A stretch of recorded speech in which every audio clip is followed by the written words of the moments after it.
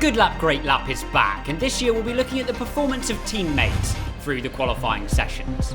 First up, Max Verstappen and Sergio Perez at Red Bull in the Bahrain Grand Prix Q2 last year. Max Verstappen has a little bit of extra speed as they run down towards turn number 1, perhaps from an energy strategy or slightly less downforce. But it's Perez who manages to open the circuit up by a few metres on the way into turn 1, which allows him to take a few more kilometres per hour through the apex. This means he can claw back a bit of the time lost in a straight line on the way down to 1 and be flat out on the throttle at the same point as Max Verstappen on the exit of the turn. You can see that on the bottom of your screen with the line rising towards the top of the data trace. The two different styles of the drivers become apparent in turn 4, with Perez charging in, leaning on that outside front tyre, Verstappen using a V-style, in and out, to try to take speed on the exit. Perez, running a little wider, suffers by bringing a lot of rubbish and dust and dirt back on with him. Drivers were allowed in the race director's notes to go wide in turn 4, but there is a trade-off for Perez, who's about to suffer with a lack of grip and pretty bad understeer through the mid-corner of turn 6. This puts him wide on the exit of 6, and again he's suffering in 7, one of the main time losses of the lap, losing him all the way down to turn 8.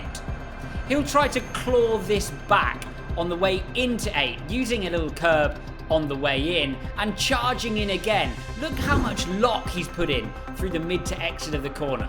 That makes him slower though on the throttle than Max Verstappen, losing him another 1/10 of a second on his way down to turn 9 and 10.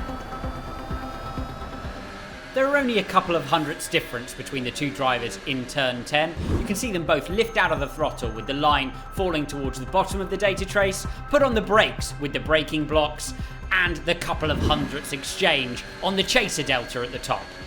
The big difference though, through turn 11, Perez clawing a bit of time back by charging in. The geography of the circuit bringing the grip back to the front tyres through the exit of 11, and actually Perez's style paying dividends here, where Max Verstappen is slightly slow on the apex. A little bit of Verstappen brilliance though in turn 13. They're both suffering with oversteer from this twitchy, short wheelbase Red Bull. Verstappen simply deals with it, a nice smooth steering trace on the way in, and he puts the throttle on and gets out of the corner quicker than Perez. Car familiarity surely playing a role in what is Perez's first race in this Red Bull. He manages to steal a bit of time back though in exactly the same way he did in turn 1, this time in the final corner, borrowing some entry curb, taking some more speed through the apex and still managing to scrabble together the exit. It won't be enough though. He'll end up 3.5 tenths down on Max Verstappen, who'll make his way through into Q3 and make his way to pole position at the end of qualifying.